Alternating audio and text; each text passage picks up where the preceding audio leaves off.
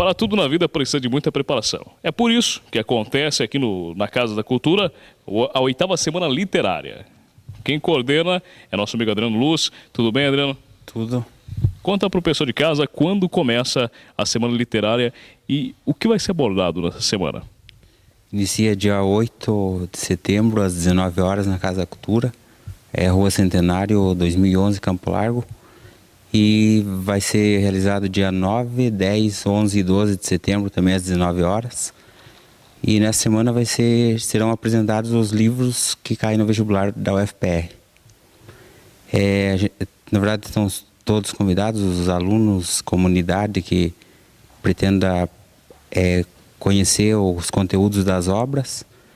E o objetivo do evento é tornar acessível o conteúdo dos livros do vestibular aos candidatos que prestarão a prova, o vestibular, e focar também nos questionamentos e conteúdo da obra. É isso mesmo, você que quer se preparar, já fez cursinho, já não conseguiu passar alguma vez no vestibular da UTFPR, aqui, gratuitamente, você participa. Temos mestres aqui, o professor Bruno, que também vai estar apresentando um dos seus livros que vai ser apresentado aqui, né? Lembrando que cada um tem um título, cada professor aborda um livro que vai ser abordado no vestibular da UTFPR. Exatamente. Gostaria primeiro de parabenizar a toda a Casa da Cultura, a todas as pessoas que estão envolvidas com esse trabalho, o Adriano que está coordenando esse trabalho é muito importante. Parabenizar todos os professores que já têm se envolvido anteriormente, tem se tornado possível esse evento acontecer todos esses anos. É a oitava Semana Literária. É a primeira vez que eu vou estar participando e eu vou estar apresentando a obra Eles Não Usam Black Tie, de Gianfrancesco Guarnieri. É uma obra muito interessante, foi escrita há muito tempo já, escrita em 1955, na época da ditadura militar, onde os empregados estavam enfrentando patrões muito autoritários, estavam tendo um achatamento de salário, redução de emprego, e ao mesmo tempo eles tinham seus sonhos, Eles Não Usam Black Tie é muito, muito legal porque fala sobre individualidade, sobre ideias individuais, ao mesmo tempo que outras pessoas pensam na coletividade. Então tem dois personagens principais ali, que a meu ver são dois personagens principais, que é o pai e o filho, o seu Otávio e o Tião, em que Otávio ele é aquele cara que quer fazer greve, ele busca os direitos da sua classe, ele é muito convicto do que ele crê, do que ele fala, ele tem um posicionamento muito forte e ele faz greve e ele pensa na coletividade. Enquanto do outro lado seu filho, tal pai, tal filho, é o Tião, em que ele tem seus sonhos, ele quer sair do morro, uma favela carioca, no morro carioca, ele quer melhorar de vida, ele tem todas as preocupações que os jovens têm hoje, de sair da pobreza e ter uma vida melhor, ele tinha naquela época, e ele tem uma situação bem delicada ali, então ele pensa nele. Só que ele também, da mesma forma que o pai, ele tem uma posição, ele tem um ideal, e eles envolvem conflitos sociais ali, conflitos familiares e paixões também. Então é muito bacana a obra, vale a pena vir, começar segunda-feira, dia 8, e convido todo mundo a estar participando, então. É uma história muito importante que o professor Bruno vai estar lecionando aqui, porque é uma fase muito importante da história do Brasil, né, professor? Exatamente, ocorreu na ditadura militar e fora da ditadura militar, então ainda eles tinham que lidar com toda essa temática do desemprego, de brigar por melhores salários e também viver, né? E essa obra foi escrita em 1955 por Gianfrancesco Guarnieri, a primeira vez foi apresentada em 58, e o Guarnieri ele fez o papel do Tião, do jovem, e mais tarde, em 81, foi feito o filme. Aí o mais velho, o Guarnieri, e ele pegou e fez o papel do pai. Então, é bem atual hoje também, porque ainda hoje nós vivemos, nos dias de hoje, essas dificuldades, todo mundo tem esses sonhos, o país também passa por uma fase um pouco assim, a respeito da economia e tal, mas independente como está a conjuntura econômica, todo jovem ele tem um sonho de melhorar de vida, todo jovem tem um sonho de sair daquela condição que talvez ele esteja passando no momento e vai ter que enfrentar esse conflito entre o que é melhor para ele somente, ou talvez o que é melhor para aquilo que é para a sociedade inteira. Então é bem interessante a obra, assim, vale a pena participar e é bem atual. É bem interessante eles terem colocado essa obra no vestibular de 2014, justamente por causa disso, porque traz é contemporâneo. Ela é uma obra antiga, mas ela é contemporânea atualmente. Claro, é contemporânea, tá? no dia a dia dos jovens. O momento atual, né? Exatamente, tem a ver com o momento atual. Outra professora que vai estar presente aqui é a professora Ana. Tudo bem, professora? Tudo bem, e você? Qual o livro que a senhora vai estar abordando? Então, Poemas Escolhidos, do Gregório de Matos. Esse é um livro do barroco brasileiro. Então, né, os outros livros eles são um pouco mais atuais. E esse livro é do século XVII. E ele é interessante porque ele mostra justamente o conflito do homem barroco. Porque se você for lembrar dessa época artística, é uma época em que o homem ele está realmente vivendo uma dualidade entre o corpo e a alma. Entre o que o corpo quer, deseja, que é carnal mesmo, prazer mesmo, e o que a alma precisa para dentro da religiosidade e para o céu, digamos assim.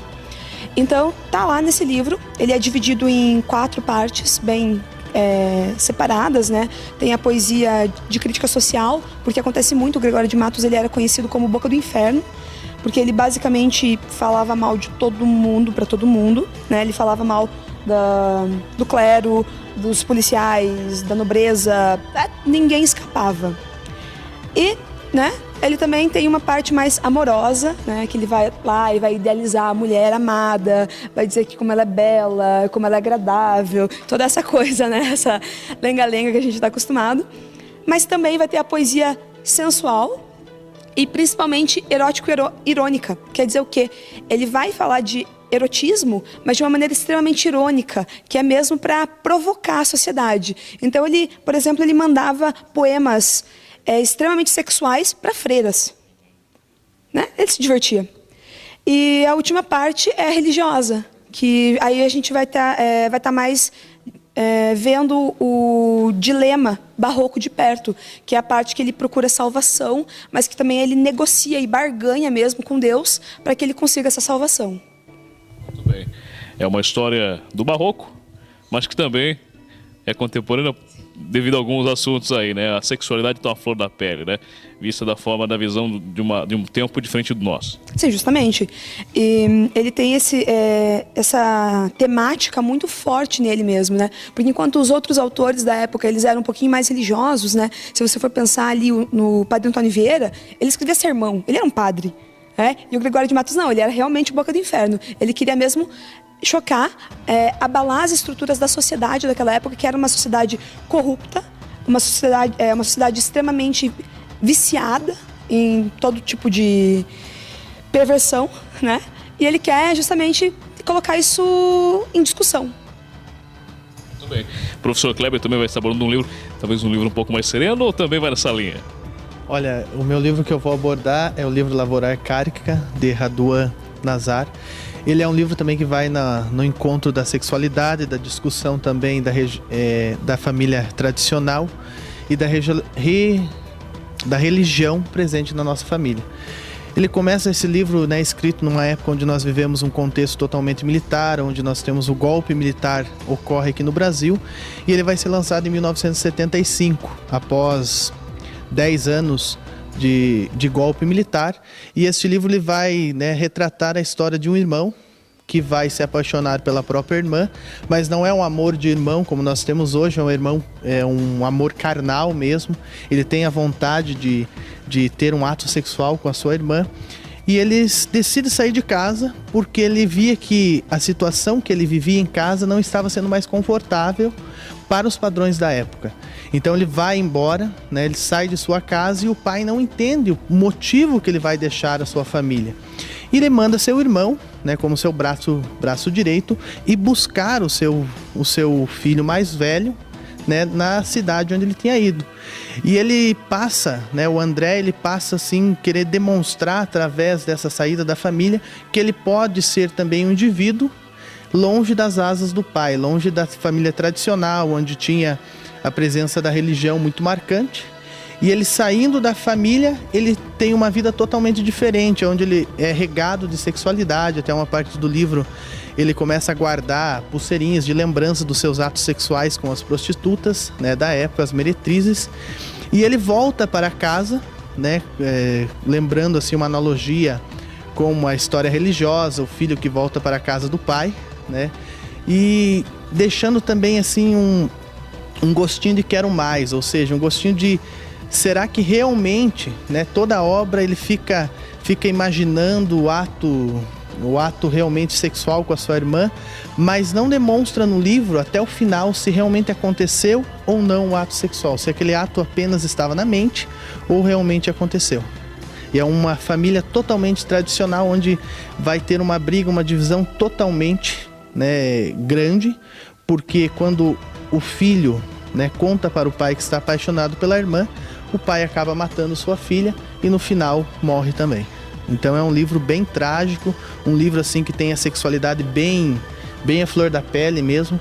Até vocês podem ver que o primeiro capítulo começa com uma cena de masturbação, né, bem forte, e ele vai desenrolando, né, todo esse desejo carnal pela sua irmã durante todo o livro. Também, para ir finalizando, lembrando que as inscrições são feitas na Casa da Cultura, né, na Biblioteca Pública também, e o participante deve trazer o número do RG.